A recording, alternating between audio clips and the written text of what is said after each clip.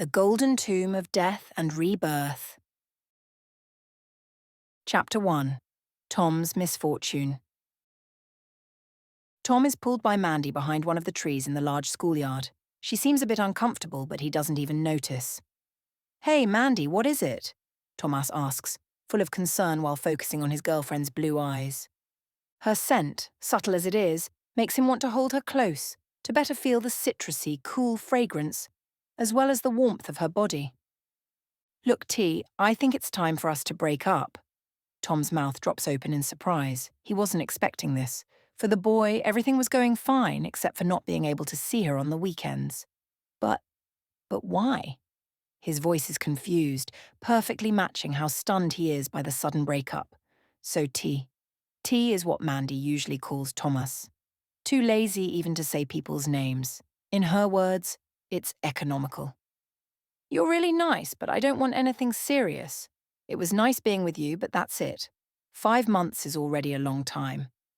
I want to be on my own for a while, you know." Tom has no idea what she's talking about. In his mind, the only word echoing is break up. It's not like Tom loved Mandy or anything. The boy just really liked her. After all, his ex is beautiful. Come to think of it, it doesn't really matter to pay attention to what she says because none of it is really true.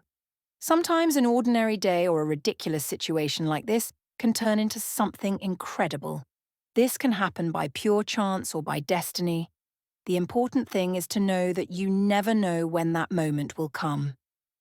At the moment Tom woke up on that sunny morning for another day of school, he had no idea that his life would change completely from then on. The end of his short relationship may have been the trigger for future events, or not. The important thing is that from this moment on, everything changed. You see, Tom, or Tomás, was never a boy who drew attention. His ordinary appearance, brown eyes, fair skin, and short hair were never standouts. "At least he's not ugly," is what went through people's minds when it came to his looks. Even at school, his academic performance only took him far enough to pass the year comfortably. He didn't need to study, but he was never the best at anything either. Tomás is, in every sense, mediocre. Never more, never less. Always average in everything. And for a long time, that didn't bother him at all. "You okay, T?" What a silly question. Yeah, I'm fine. Just caught me by surprise. I wasn't expecting that," he answers sadly, unable to look her in the eyes. "Yeah, I know, but it's okay, right?" Mandy pauses briefly. "You're not going to get upset or anything, right?" Now she's worried about the boy's feelings. "Don't worry about me, Mandy, it's all good." The bell rings in the background. It's time for class. "The bell? I'll see you then." "Yeah, around school. Bye, T." She turns around without waiting for a reply and goes back to her group of friends who are already entering the building. After a weekend away from his girlfriend, all he wanted was to spend a day with the girl. Now he left the house for this? No way. Mandy, the ex, has beautiful blue eyes, very black, and straight hair that's almost always tied in a braid. Her face could easily belong to an ultra-realistic porcelain doll, stunning and creepy. To this day, Tom and practically everyone at school don't understand how he, just an average guy, managed to date the most perfect girl in the whole high school. However, that no longer matters. Even so, he hadn't yet taken time to reflect on the time they spent together. For some reason, the girl didn't want her parents to know about her relationship with Tomás. Because of that, they were only together during school hours. Tom always gets annoyed when he thinks about that. Before, he thought it was better than being single. Now that he's been dumped, all that's left is the irritation of remembering that detail. Let's be clear. Mandy isn't just any girl. She's like the cheerleaders in movies. The popular one, in other words, the center of attention at school. The only difference between the ex and all the movie examples is that Mandy is practically allergic to any kind of physical effort. Joining the cheer squad was simply impossible for a girl so lazy. No one figured out how Mandy managed the feat of being so popular without participating in the activities that usually make someone popular. But one thing is certain, Her unique beauty and her parents' nearly incalculable fortune had nothing to do with it. Tomás keeps thinking about his day up to that point, going over the things he did before meeting Mandy, looking for a reason for the breakup. A big waste of time, of course, but he's not thinking straight at the moment. He got out of bed with his usual laziness. His old alarm clock beeped desperately to get him up.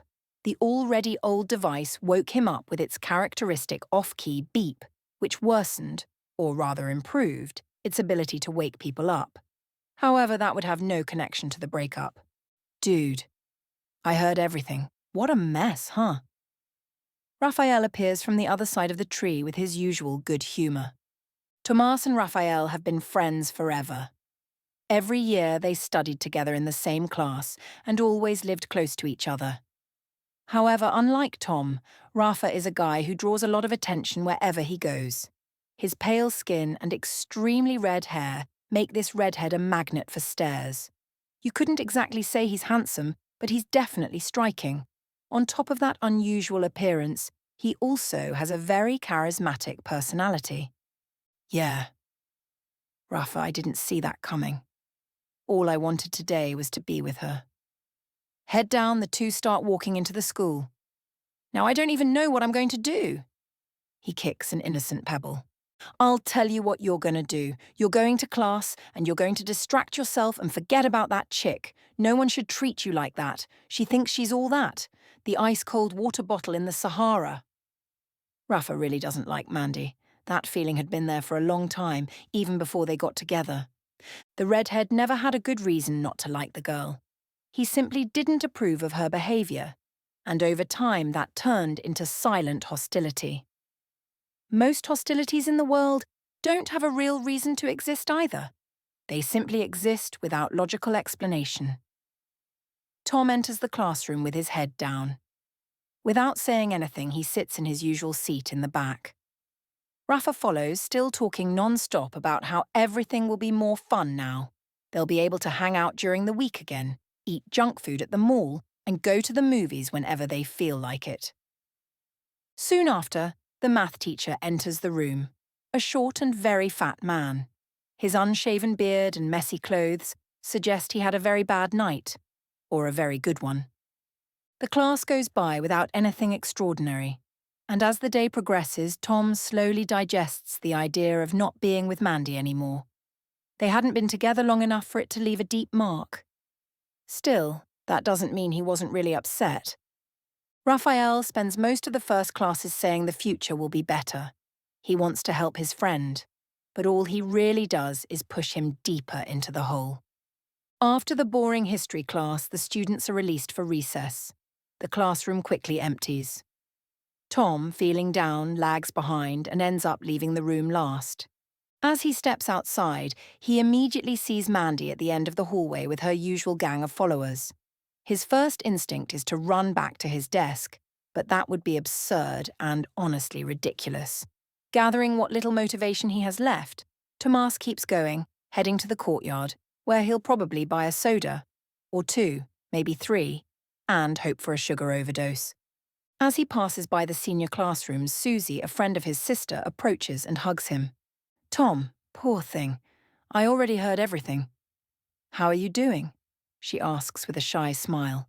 Her dark, almond-shaped eyes show genuine concern, something only someone who's already been through several short teenage relationships could understand, even if most of those relationships had been fictional. You know, I'm fine, I think, he says, stepping away from the hug. Whenever she came over to his house to talk with his sister, Tomás would jump into the conversation. He likes Susie. She's always been a good friend, even if not around much. That's good. I'm sure it'll be better this way. She wasn't a very nice girl anyway. Always walking around with her nose in the air. Hope she bumps into the ceiling. Susie chuckles mischievously, the kind of laugh you make when you say something you shouldn't. Right, he answers awkwardly. Tom doesn't really think that about Mandy, but maybe he'll change his mind now. He probably should. Hey, someday we should watch some silly movies together so you can cheer up. It's been a while since I saw your sister. It'd be nice to go to your house one weekend. Yeah, that would be fun.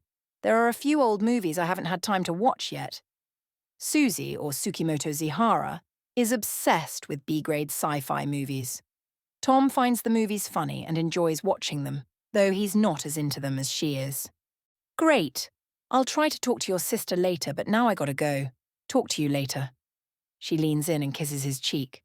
Tomás doesn't notice it at first, but he blushes slightly. She didn't usually do that. Bye, Susie. The school courtyard sits in the centre. The building with classrooms and labs wraps around it like a giant U. Everyone inside the building can see the activity outside, at least those whose windows face the courtyard. Some of the places with that privileged view. The principal's office, the administrative office, and, of course, the student supervision room. Conveniently, most classrooms face the outside of the school, where all you see is traffic and the occasional jogger who always seems to be out for a run. Who has time to jog on a Monday morning? These people should be working. Back to the courtyard. Several concrete tables are spread throughout the large green area, along with some kiosks and sports courts. Rafa is already in one of the lines to buy his snack. Tom joins him and hands over some money for a soda and a bag of potato chips. After a few minutes, the two sit at one of the tables to eat. What took you so long? Rafa asks, curious. I ran into Susie in the hallway. Even she already knows what happened. It's impossible not to imagine that an extraordinary piece of news like that, at least for the school's students, would spread like lice in preschool. So what are we doing today? Rafa already has 1,000 plans in mind. Tom, on the other hand, has none. Today? Nah. I'm going straight home to rest. Tomorrow we'll do something. Cool? He takes a big gulp of soda and then stuffs a handful of chips in his mouth, inflating his cheeks. The action would have been funny if it hadn't been inspired by heartbreak. Okay, I'll let it slide today. But tomorrow, no excuses. We're doing something, he says with conviction. Not long after, the bell rings and students start heading back to their classrooms. Tom doesn't notice and has to be literally pulled by his friend to return to class. The two enter the art class almost late, where teacher Root rules with an iron fist. Normally, visual arts class is the perfect place to relax and have a little fun. However, Root, a woman pushing 70 on the verge of retirement, decided to make her final teaching years a living hell for her students. As much as an art teacher can, anyway. You might be imagining what the teacher actually does, but it's indescribable. And like all cruelty, it's unique to each student. Root begins roll call while the two friends are still settling in front of their easels.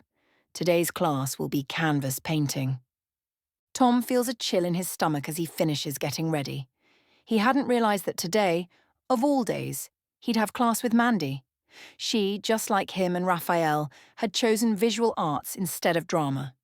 At the time of choosing electives, the decrepit dictator Root seemed like a better option than Professor Vargas, and his Be the Tree, Scream Your Feelings, or whatever other nonsense that pseudo-intellectual liked to throw at his students. Tom had always been a bit harsh in his thoughts about the drama teacher. The truth is that Vargas has several degrees in performing arts and has even acted in some important plays. However, cheating on 3 directors in less than a year didn't do his career any favours. Teaching was what was left to him. There sits Mandy, in the opposite corner of the room with some of her followers in the nearby chairs. Today they seem even happier than usual. Maybe they were thrilled about the end of the little romance between their queen and the mediocre Tomás. The boy avoids looking at her, but the temptation is stronger. Mandy is extremely beautiful, and Tom can't ignore the way her porcelain skin affects him. However, the feeling is not mutual. His ex doesn't look at him even once during the entire class. Root selects a small group of specific students to torment this time.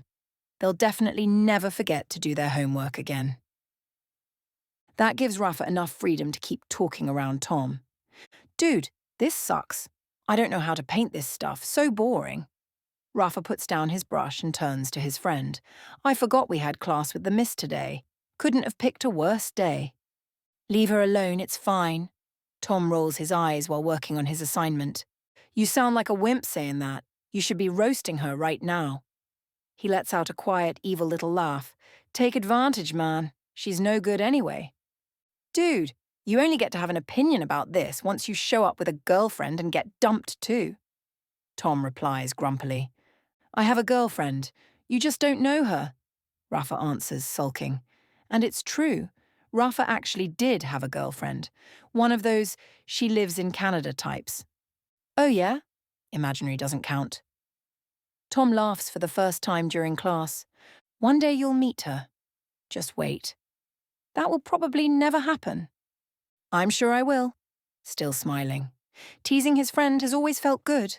None of this nonsense can shake their friendship, at least for now. And this castle you're painting? Rafa looks at Tom's canvas as if he already knows what's there. What about it? I don't get you. You're not even into fantasy or RPGs. That's more your sister's thing. But every chance you get, you're drawing castles. There's gotta be a reason. I don't know, man. I guess it's something I used to draw a lot when I was little, and I just got good at it, drawing castles and stuff. Tom really is good at drawing buildings and castles. He has an easy grasp of perspective lines, which makes his illustrations above average for his age. Well, if you weren't drawing a decent one after all this time, you'd deserve a punch. He laughs. True. Tom laughs a little too. You know, when I was little, I used to dream about castles all the time. I watched Dungeons and Dragons a lot. I think that's the only explanation. I don't even pay attention to my dreams. I don't remember any of them either. Class ends and quickly everyone starts packing up to go home. The school hallways become chaotic, with kids running all over and everyone else trying to dodge them. Rafa and Tom say goodbye at the stairs near the entrance. Raphael will stay there waiting for his mum to pick him up. Tom, as usual, will walk home. The two live close to each other, and Rafa could easily walk too. But since his mum drives by around that time, it's much better to go with her. Head hanging low, Tomás starts walking home, discouraged. After a few minutes, the number of people walking back starts to thin out. Soon, Tom is walking alone. One block goes by before the boy finally realizes he's not on his usual route. He calmly looks around. He has no idea where he is. Worried, he takes a few more steps and sees something at the very least curious. Just to his right, between two very beautiful and well-kept houses, there's a strange and disproportionate alley. The narrow structure gives the impression of being much longer than it should be. And at the end of it, there seems to be some kind of neon light, shining intensely. Which is weird, considering it's sunny, and you shouldn't even be able to see neon light like that. Tom steps a bit closer to the alley entrance to try to see exactly what's written on the neon sign. He enters.